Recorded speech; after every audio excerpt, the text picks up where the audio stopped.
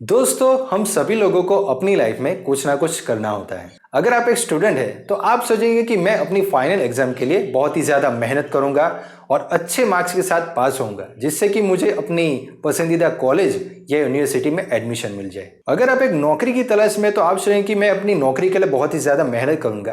क्या बात है सर, क्या बात है सर, क्या बात, ये बात है। दोस्तों, हम डिसाइड तो बड़ी जल्दी कर लेते हैं, लेकिन जब एक्शन की बात आती है तो हम पीछे हटने लगते हैं। हम एक्सक्यूज निकालना स्टार्ट कर देते हैं, जैसे कि आज यार मूड नहीं कर रहा, आज मुझे अपनी दोस्त की शादी में जाना है, या फिर मुझे आज की एक मूवी देखने जाना है, या फिर मैं इंस्टाग्राम पर आज रील्स देख लेता हूँ, कल से एक बढ़िया शुरुआत करूंगा।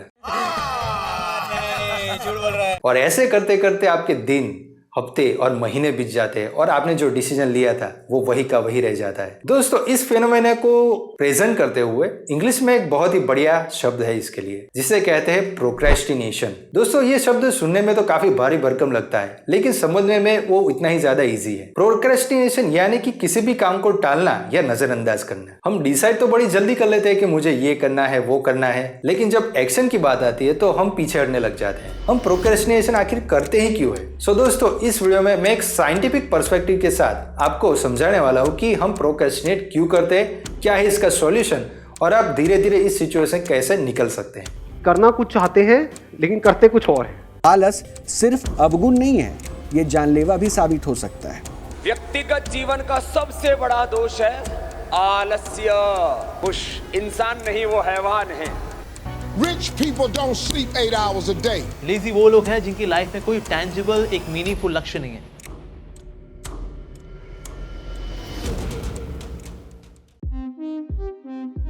दोस्तों, प्रोक्रेस्टिनेशन कोई आज का कॉन्सेप्ट नहीं है। इंसान हजारों सालों से या सेंचुरीज से काम को टालता आया है। एग्जाम्पल के तौर पर देखें तो Greek philosophers Aristotle and Socrates ने इसी कॉन्सेप्ट को ध्यान में रख के एक वर्ड बनाया था, जो वर्ड है अक्रासिया, यानी कि लेक ऑफ सेल्फ कंट्रोल। इन दोनों फिलोसोफर ने कहा था कि ज्यादातर लोगों को अपने इमोशंस और बॉडी पर कंट्रोल नहीं है। अगर आपको एक काम पसंद है और आप करने लग जाते हैं, अगर आपका कोई फ्रेंड आके आपको ये कहता है कि ये काम क्या कर रहा है, इससे अच्छा तो ये कर लेता है, आपका डिसीजन फौरन बदल जाता है और दूसरा काम करने लग जाते हैं। अगर आप दूसरों के सजेशंस को बहुत ज्यादा महत्व देते हैं तो भी आपके साथ ऐसा हो सकता है। दोस्तों, हम प्रोक्रेस्टिनेट किन चीजों के साथ करते हैं? अगर आप एक स्टूडेंट है तो आप अपनी एग्जाम के लिए प्रोक्रेस्टिनेट करेंगे। अगर आप एक जॉब कर रहे हैं तो आपको जॉब के रिलेटेड कोई काम आएगा या फिर कोई प्रोजेक्ट आपको तैयार करना है, तो आप अंत तक आपके उसके प्रोजेक्ट पर प्रोक्रेस्टिनेट करते रहेंगे। और अगर आपको कोई इमोशनल डिसीजन लेना हो या फिर अपने फैमिली में कोई डिसीजन लेना हो तो आप तब भी आप प्रोक्रेस्टिनेट करेंगे। लेकिन दोस्तों, आपने कभी यूट्यूब पर कॉमेडी वीडियो देखते वक्त प्रोक्रेस्टिनेट किया है? या फिर इंस्टाग्राम पर रील्स देखते हुए आपको ऐसा लगा कि यार बोर हो गया हूँ, चल आप कुछ और देखते हैं? क्या आपने कभी मूवी या अपने फेवरेट स्पोर्ट्स शो को देखते वक्त आपने प्रोक्रेस्टिनेट किया है? नहीं दोस्तों,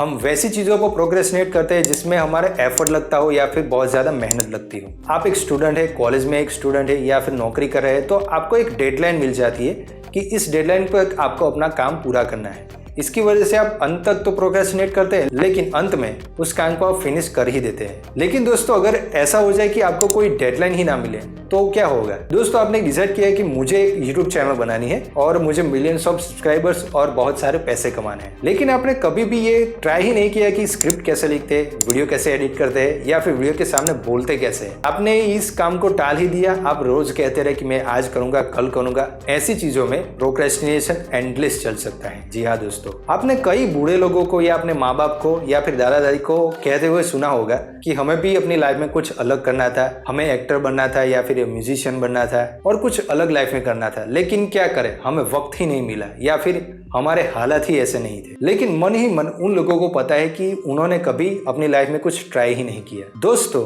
हमें प्रोक्रेस्टिनेशन से मेंटली ही नहीं बल्कि फिजिकल प्रॉब्लम भी हो सकती है। फिजिकल प्रॉब्लम्स की बात करूँ तो अगर आप एक ओवरवेट है या फिर आपको एक्सरसाइज करनी है लेकिन आप प्रोक्रेस्टिनेट ज़्यादा करते हैं तो आगे जाके आपको डायबिटीज हो सकती है या फिर हार्ट स्ट्रोक का प्रॉब्लम हो सकता है। मेंटली भी प्रॉब्लम्स की बात करूँ तो आप बहुत ही ज़्यादा स्ट्रेस में रहोगे, डिप्रेशन में रहोगे या फिर आपको एंग्जाइटी भी बढ़ जाएगी किसी भी काम के लिए। और सबसे खतरनाक चीज़ यह है कि आपको अपने आप ही सेल्फ डाउट होने लग जाएगा और काफी ज्यादा आप गिल्ट महसूस करेंगे। दोस्तों, हमने प्रोक्रेस्टिनेशन से जुड़ी हुई प्रॉब्लम्स को तो समझ लिया, लेकिन हम प्रोक्रेस्टिनेट क्यों करते हैं? तो प्रोक्रेस्टिनेट हम क्यों करते हैं उसके लिए एक साइंटिफिक फिनोमेना है जिसे कहते हैं टाइम इनकंसिस्टेंसी। जी हाँ दोस्तों, time inconsistency refers to the tendency of our brain to value immediate rewards more than future rewards. ऐसा काम जो हमें इमीडिएट रिवॉर्ड्स दे दे वो काम हम जल्दी करने लग जाते हैं, लेकिन जो हमें फ्यूचर में बहुत बड़ा रिवॉर्ड मिलने वाला है उस काम में हम प्रोक्रेस्टिनेट जरूर करेंगे, क्योंकि उसमें लंबा टाइम लगने वाला है। एक एग्जांपल के साथ समझाता हूं। दोस्तों, अगर आपने एक यूट्यूब चैनल बनाई है तो आप सोचेंगे कि मुझे एक बहुत ही बड़ा यूट्यूबर बनना है, फेमस होना है और मिलियंस में सब्सक्राइबर करने हैं और बहुत सारे पैसे कमाने। लेकिन यूट्यूब पर सक्सेस होने के लिए आपको 3 से 4 साल अपने देने होंगे, यानी कि आपको अपना पूरा टाइम एंड स्किल्स को इंप्रूव करना पड़ेगा। काफी सारे लोग शुरुआत करते हैं अपनी यूट्यूब चैनल की, लेकिन 3 से 4 वीडियो के बाद वो बोर हो जाते हैं और वो ट्राई करना छोड़ देते हैं, क्योंकि यूट्यूब पर आपको इमीडिएट रिवॉर्ड्स नहीं मिलता। आपको फ्यूचर रिवॉर्ड्स काफी ज्यादा अच्छे मिल सकते हैं, लेकिन हमें इमीडिएट रिवॉर्ड्स की आदत पड़ी हुई है। और दोस्तों, 21वीं सदी में हमारे जनरेशन ये सबसे बड़ी प्रॉब्लम है कि हम किसी भी काम को लॉन्ग टर्म नहीं कर सकते। दोस्तों, दूसरी थियरी के बारे में बात करूं तो वो है इमोशंस पर, यानी कि इमोशनल सेल्फ कंट्रोल। ये थियरी हमारे इमोशन पर फोकस करती है, यानी कि आपका अपने इमोशन पर कितना कंट्रोल है। चलिए एक एग्जांपल के साथ समझाता हूं। दोस्तों, मान लो कि आप एक स्टूडेंट हैं और आपकी एग्जाम अगले वीक ही है, यानी कि आपके पास 6 दिन है पढ़ने के लिए और आप अपनी स्टडी बहुत ही अच्छे से कर रहे हैं, बहुत ही अच्छे से पढ़ रहे हैं, लेकिन अचानक से आपके मोबाइल पर एक नोटिफिकेशन आ जाती है। आपके दोस्त या फिर आपकी गर्लफ्रेंड का मैसेज आता है कि चलिए मूवी देखने चलते हैं। रहा नहीं जाता, तड़प ही ऐसी है ना। या फिर अभी अभी एक नई वेब सीरीज लॉन्च हुई है, तो आप अपनी जो एग्जाम की प्रिपरेशन कर रहे थे वो आप छोड़ देंगे और अपने गर्लफ्रेंड के साथ या अपने बेस्ट फ्रेंड के साथ मूवी देखने चले जाएंगे, क्योंकि अभी भी आपके पास एक वीक है और जो मूवी है वो 2 से 3 घंटे की होती है और वो खत्म ही जल्दी हो जाएगी। ऐसा सोचकर आप हर रोज 2 से 3 घंटे ऐसे ही बिगाड़ देंगे और अपनी एग्जाम को आप अच्छा परफॉर्म नहीं कर पाएंगे। दोस्तों, तीसरी थियरी है नीड थियरी, जिसे प्रेजेंट किया था डेविड मैकलेलन ने 1960s में। उन्होंने कहा था कि लोगों की हमेशा 3 तरह की नीड होती है: need for achievement, need for affiliation and need for power. दोस्तों, अगर आप में अचीवमेंट की नीड काफी ज्यादा है, यानी कि आपको लाइफ में कुछ अचीव करना है, आप छोटे छोटे स्टेप लेके आप कुछ जिंदगी में कुछ बड़ा हासिल कर सकते हैं। आपके लिए कंपनी में जॉब या फिर गवर्नमेंट जॉब आपके लिए काफी ज्यादा सूटेबल रहेगी। नीड फॉर अफिलिएशन, अगर आपके लिए रिलेशनशिप्स काफी ज्यादा मैटर करती है या फिर फ्रेंडशिप काफी मैटर करती है, तो आपके लिए ग्रुप स्टडीज या फिर ग्रुप के रिलेटेड जो वर्क होगा वो आप अच्छे से कर पाएंगे। लेकिन कुछ लोगों के लिए ये भी काफी ज्यादा प्रॉब्लमेटिक होता है। और दोस्तों, हमारे भारत में नीड फॉर पावर काफी ज्यादा मात्रा में देखी जाती है, और आप सोच ही सकते हैं कि हमारे देश में ऐसे कौन से लोग हैं जिसमें नीड फॉर पावर काफी ज्यादा मात्रा में देखी जाती है। जी हाँ दोस्तों, पॉलिटिशियंस। हमारे पॉलिटिशियंस में नीड फॉर पावर काफी ज्यादा मात्रा में देखी जाती है। अगर आप उनको कहेंगे कि इलेक्शन आ रहा है, हर रोज आपको एक रैली करनी है, तो वो एक भी दिन थकेंगे नहीं और पूरी रात जागकर रैली करेंगे। लेकिन आप उनको ऐसा कहेंगे कि अब इलेक्ट हो चुके हैं तो आप कुछ जनता के लिए काम कर लीजिए, तो उसकी नीड उनको है नहीं। सो ऐसे कामों के लिए वो प्रोक्रेस्टिनेट जरूर करेंगे। लेकिन दोस्तों, साइंटिस्ट एक और थियरी लेकर आया है जिसका नाम है क्यूमुलेटिव प्रोस्पेक्ट थियरी, जिसे प्रेजेंट किया था एमोस ट्वेस्की एंड डैनियल काहमेन के द्वारा 1992 में। तो इन दोनों साइंटिस्ट ने एक और कॉन्सेप्ट इंट्रोड्यूस किया जिसे कहते हैं फियर। जी हाँ दोस्तों, एक एग्जांपल के साथ समझाता हूँ। दोस्तों, अगर आपको मैं कहूँ कि एक्सरसाइज कर लीजिए, आपकी बॉडी बन जाएगी, डोले शोले बन जाएंगे, या फिर आपकी बॉडी काफी ज्यादा अट्रैक्टिव बन जाएगी, तो आप में जो मोटिवेशन होगी वो थोड़ी होगी। लेकिन अगर आपको मैं कहूँ कि आप एक्सरसाइज कर लीजिए, आपकी मेडिकल रिपोर्ट्स बता रही है कि आपको जल्द ही टाइप डायबिटीज हो सकता है या फिर आपको हार्ट स्ट्रोक की प्रॉब्लम हो सकती है, इन दोनों कंडीशन में आपको दूसरी कंडीशन में आपको मोटिवेशन काफी ज्यादा मात्रा में देखने को मिलेगी। ऐसा ही एग्जांपल आप जॉब में भी दे सकते हैं। अगर आपको मैं कहूँ कि आप ये काम कर लीजिए, आपको अगले महीने इंसेंटिव 10,000 रुपये ज्यादा मिलेगा, तो जो आप में मोटिवेशन होगी वो थोड़ी होगी। लेकिन आपको अगर मैं ऐसा कहूँ कि आपको ये काम 10 दिन में पूरा करना है, अगर आपने ये काम पूरा नहीं किया तो आपको इस नौकरी से निकाल दिया जाएगा। तो दोस्तों, आप सोच के देखिए कि किस कॉन्सेप्ट में ज्यादा मोटिवेशन होगी। Obviously second concept. हमारा ब्रेन ऐसे ही काम करता है, यानी कि कुछ एक्स्ट्रा मिले या ना मिले चलता है, लेकिन नुकसान नहीं होना चाहिए। इन सभी थियरीज को मिलाकर 2006 में एक मेटा थियरी को इंट्रोड्यूस किया गया पीयर स्टील एंड कॉर्नियल्स जे कॉनिंग के द्वारा। इस थियरी में मेन फोकस किया टाइम पर। जी हाँ दोस्तों, टाइम एक क्रूशियल मोटिवेशन फैक्टर है इस थियरी का। अगर आपको कोई टास्क दिया जाए और उस टास्क में जो आपको रिवॉर्ड मिलने वाला है और आपकी जो एक्सपेक्टेंसी और आप जो उसमें एफिशिएंसी और टाइम लगाने वाले हैं वो मैच हो जाए तो आप में जो मोटिवेशन होगी वो 100% होगी। जी हाँ दोस्तों, इस थियरी को एक फॉर्मूले के मदद से भी समझा जा सकता है। Motivation equals to expectancy into value divided by 1 plus impulsiveness into delay. यानी कि दोस्तों अगर आपको कोई काम करना है तो मोटिवेशन आपको कोई मोटिवेशन वीडियो या फिर मोटिवेशन स्पीच सुनने से नहीं आएगी। आपको मोटिवेशन तब आएगी जब आपका जो काम है और आप है उसमें जो एक्सपेक्टेंसी एंड वैल्यू दोनों मैच करने चाहिए, तब भी आप उस काम को अच्छे से कर पाएंगे। इन सभी थियरीज में प्रोक्रेस्टिनेशन से जुड़ी हुई समस्याएं और इसके सॉल्यूशन शामिल है। अगर मेरी ओपिनियन की बात करूं तो 2 और कोर्स हो सकते हैं मेरे हिसाब से।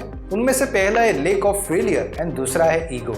दोस्तों काफी सारे ऐसे काम होते हैं और डिसीजन होते हैं, वो हम दूसरे क्या सोचेंगे या फिर क्या कहेंगे उसी के फियर में हम कुछ काम नहीं कर पाते। एक एग्जांपल से समझते हैं। अगर आप एक नौकरी करके बोर हो गए, आपका पैशन था कि आपको एक एक्टर बनना है या फिर एक म्यूजिशियन बनना है, तो आप अपनी नौकरी छोड़ के कहीं जाकर एक्टिंग की या फिर म्यूजिक की प्रैक्टिस करना चाहते हैं, लेकिन आप ओवर थिंकिंग करना स्टार्ट कर देते हैं। आप सोचते हैं कि अगर मैं इसमें फेल हो गया तो मेरी जिंदगी बर्बाद हो जाएगी या फिर लोग क्या कहेंगे।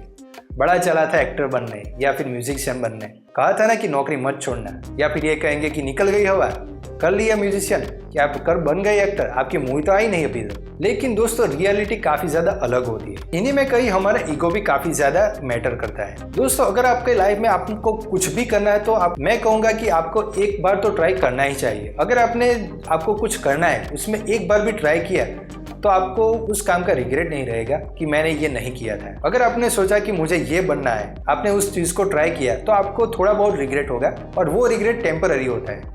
लेकिन जो आपने सोचा था और आपने उसके लिए ट्राई भी नहीं किया तो आपको उसका जिंदगी भर रिग्रेट रहेगा। और आप जब मरने वाले होंगे या फिर बहुत बूढ़े हो चुके होंगे तब आपको रिग्रेट होगा कि मेरे पास टाइम था तब मैंने ये सब नहीं किया। तो साला ये दुख का खत्म नहीं होता बे। दोस्तों हमने प्रोक्रेस्टिनेशन से जुड़ी हुई प्रॉब्लम्स एंड हम प्रोक्रेस्टिनेट क्यों करते हैं वो तो समझ लिया, लेकिन अब मैं बात करना चाहूंगा इसके सॉल्यूशंस पर। दोस्तों प्रोक्रेस्टिनेशन से जुड़े हुए सॉल्यूशन इन थियरीज में ही कई शामिल है, फिर भी मैं आपको ऐसे सॉल्यूशंस बताना चाहूंगा जो भी काफी प्रैक्टिकल एंड स्ट्रेट फॉरवर्ड है और आप इस सभी सॉल्यूशन को इजीली अपने काम के लिए अडेप्ट कर सकते हैं। Make the rewards of the taking action more immediately. यानी कि अगर आपको कोई काम करना है या फिर एक्सरसाइज करते वक्त आप बहुत ज़्यादा प्रोक्रेस्टिनेट करते हैं तो आप ऐसा कर सकते हैं कि एक्सरसाइज करते वक्त आप म्यूजिक सुन सकते हैं या फिर पॉडकास्ट सुन सकते हैं, जिससे कि आपको एक्सरसाइज करने में मन लगा रहेगा। दूसरा मैं आपको सॉल्यूशन देना चाहूंगा कि मेक लिटिल गोल्स, यानी कि आपको अपने वर्क के लिए आपको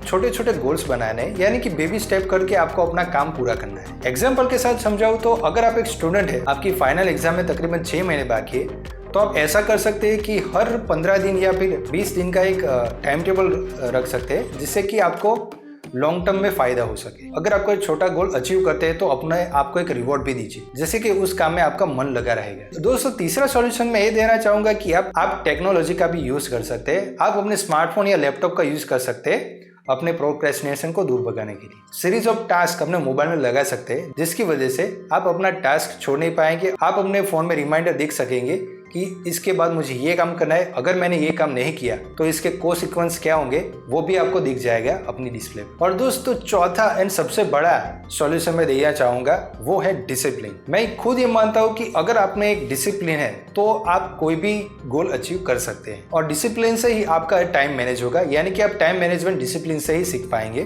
दोस्तों डिसिप्लिन में रहना बहुत ज्यादा मुश्किल है। हम जब पढ़ाई कर रहे थे यानी कि स्कूल या कॉलेजेस में थे, तब हमें एक पूरा टाइम टेबल मिल जाता था पूरे दिन का, जिसकी वजह से हम पूरे टास्क इजीली कर पाते थे। लेकिन स्कूल या कॉलेज में पास आउट होने के बाद जब हम जॉब करना या फिर बिजनेस करना स्टार्ट करते हैं, तब हमारे पास कोई भी डिसिप्लिन या फिर टाइम मैनेजमेंट नहीं होता है। इसकी वजह से हम सीरीज ऑफ टास्क अवॉइड करने लगते हैं या फिर प्रोक्रेस्टिनेट करने लग जाते हैं। इसलिए मैं कहूंगा कि आपको अपना एक डिसिप्लिन बनाना चाहिए। तो दोस्तों ये था मेरा वीडियो ऑन प्रोक्रेस्टिनेशन। दोस्तों आपको ये वीडियो कैसा लगा कमेंट बॉक्स में जरूर लिखिए, और कोई सजेशन देना हो वो भी आप कमेंट बॉक्स में लिख सकते हैं। सो दोस्तों अगली वीडियो में मिलेंगे, तब तक के लिए हैव अ नाइस डे। जय हिंद जय भारत। Thank you.